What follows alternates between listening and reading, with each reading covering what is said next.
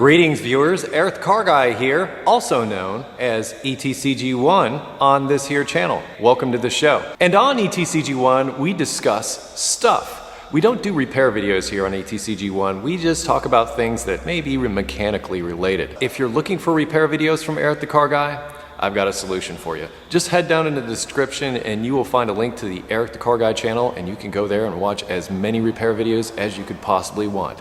However, if you wish to stay and join in on a discussion, welcome. Today's topic, one of my favorites, a reliable POS. And for those of you that don't know what POS stands for, it's a reliable piece of shit. I have driven many POSs. And part of that is what brought me to being a mechanic in the first place, just out of pure necessity. As I learned my trade, as I got better at it, and over time as I learned things, just how to fix things, I discovered just the joy of ownership of the POS. Now, I started driving in Western New York. There is, well, let's just say quite a bit of snow there in the winter. And it's kind of common practice to have a car for the winter and a car for the summer, because your winter car is pretty much going to get trashed. All the salt on the roads and everything is probably going to rust that thing right out from underneath you. For many people in that part of the world and other parts of the world that experience similar climate conditions, a second car or a second vehicle is just what you need for those situations. You can keep your baby in the garage for the duration of the winter, pull it out in the spring, and that's one of the things that like marks springtime for you. But your winter beater, you bring that thing out, snow falls, you got slush, you got everything else, maybe you slide into a curb or a ditch or a pole or something like that. So what? So what? It's the winter beater. And there's a certain freedom with that. I've driven, I don't know how many new cars. I used to work at a new car dealership. We used to have to inspect each and every one that came through the door. So I've driven cars with the plastic still on them, all the smells and everything in them, about as new as they get. They were only driven 6 miles by the people that made the thing, and I was the one that needed to introduce it to the general automotive buying public. Nothing wrong with new cars. You get a new car, I mean, it's yours. It's a virgin. You get to make it yours, you get to, well, I was gonna say be the first person to fart in it, but as I said, I did a lot of the inspections.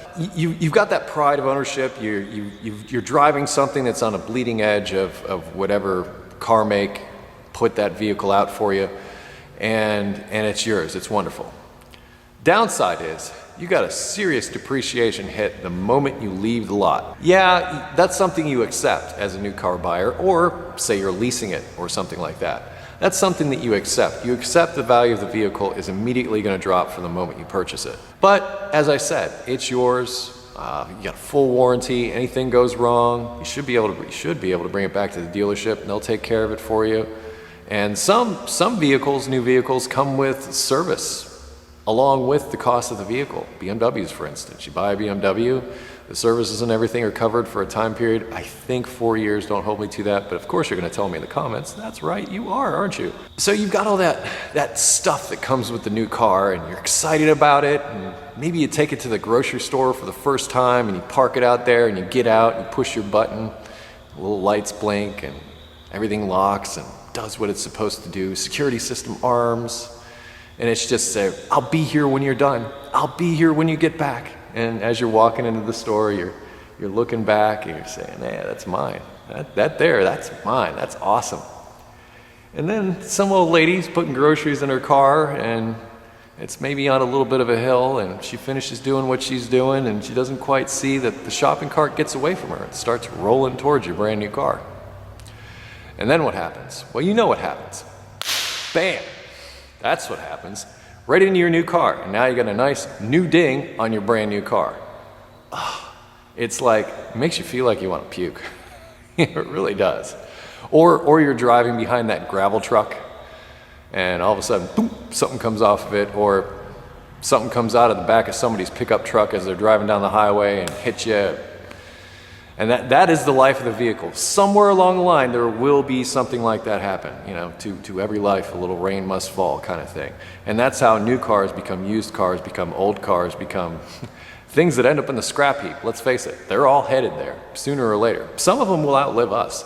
Others, Not so much. And that's what you deal with that new car. However, a reliable POS is already pre-dinged up, it's already messed up, it's already been through the ringer, it's already a little broke in. That shopping cart goes flying through the parking lot, hits your reliable POS, you're kind of like, that's funny.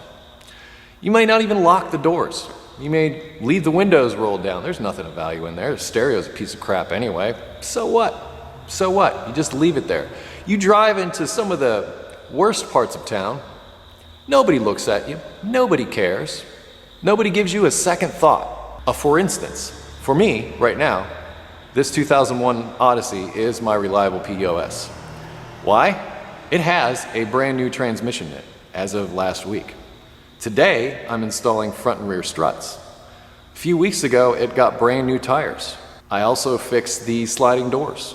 I also fixed the clock light bulb. All of these are videos that are coming your way, by the way.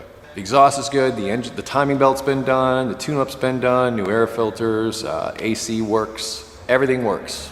And like I said, spent some money. I've basically put in the past month about $4,000 into this. By the way, it just got paid off. Taking my money, investing it into the mechanics. So now I have a vehicle with new tires, new transmission, excellent running engine, new suspension, everything works, but it's got some dings, it's got some scratches, it's, new wiper blades too. It's got its faults, it's got dirty carpet. My kids are in it, okay? Anybody who's got kids knows the kids are not clean, or they don't necessarily keep things clean, and that's just how they are. They're out running in the mud and then they jump in. Or, I took this thing camping, had all my camping gear and everything in there, just threw it in, didn't give it a second thought. Had I had a brand new Odyssey, say 2014, yeah, they got the cool little vacuum cleaner thing. That's kind of neat. Say I had that, would I necessarily treat it the same way, or would I feel the same freedom that I do when I drive this? And that was the thing. I was sort of at this point where I was like, okay, this is paid off. Do we trade it in and get something newer? Not even deal with the transmission problem or the tires or any of the other stuff, or do we invest in this and move on? The decision came down, we invest in this and move on. This is paid for, this is done. Like everything that I've done to this van is done. There's nothing else to do. And there's a gajillion of them out there. It's anonymity. So nobody thinks about it, nobody gives it a passing thought. There's a million of them out there, which means also parts are relatively easy to find. And I don't care if the shopping cart goes into it. It'll make me sad, but I won't be as upset if it was something that was brand new. So I pose this to you, dear viewer. Reliable POS, what do you think? What are your thoughts? Do you have just a flat out POS? Maybe you watch my show. There's a good possibility you Googled something and ended up seeing my videos and here you are. Maybe you've been watching the show for a while and you've been doing a lot of these repairs yourself and now you've got your vehicle like to a nice happy place. Maybe it's a POS, but it's a reliable POS. You turn the key, it starts up, you go. Personally, my favorite kind of vehicle. And even the cars that I was gonna build, like way back when I was doing my 72 Galaxy, I had always had the plan to make the mechanics of that thing rock solid. Good engine, good transmission, good rear end, good suspension, good tires, everything working. And maybe a stereo in the glove box, I thought about doing that.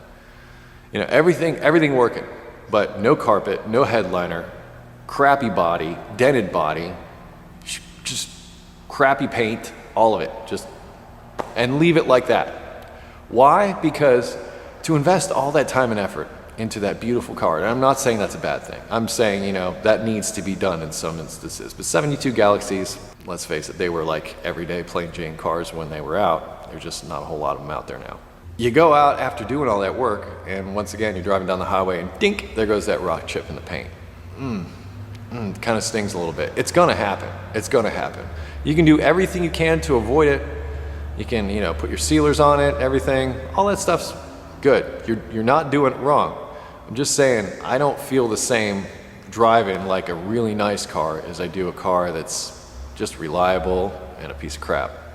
I'd rather in many ways have a daily driver a piece of crap than I would a brand new something. Because I would be stressing about the brand new something. I would want to keep it brand new and wonderful. And that's part of the whole experience, isn't it? That you have when you purchase that new car. You're in it, It's a new environment, it's yours, you make it yours. Well, here I am with the Reliable POS. What do you think of the Reliable POS? Please let me know in the comments. In addition to that, we will have a link in the description to a discussion about this video over at my forum at ericthecarguy.com. Speaking of ericthecarguy.com, if you have automotive questions, if you have them, I have answers for you. Just go to the website. As soon as you get there, you'll see a big list of categories there. Those are the most common questions I've been asked over the years. Written articles, put videos, put a whole bunch of stuff together to try to help you solve those problems in those categories. If you don't find what you're looking for there, you can use our search function. Just type in a couple of keywords. That'll come through our database. Maybe you'll get an answer doing that. If that doesn't work, hey, feel free to sign up for our forum and our website. It's absolutely free. All you need is a valid email address and to respond to the confirmation email that should end up in your inbox. If it doesn't, check your spam folder, bulk folder, that kind of thing, and we'll get you handled. Ask your question over at Service and Repair, and we'll do our best to try to help you there. Other than that, you can connect with Eric the Car Guy socially on Google+, Facebook, and Twitter. And I close each of my videos with, be safe, have fun, and stay dirty.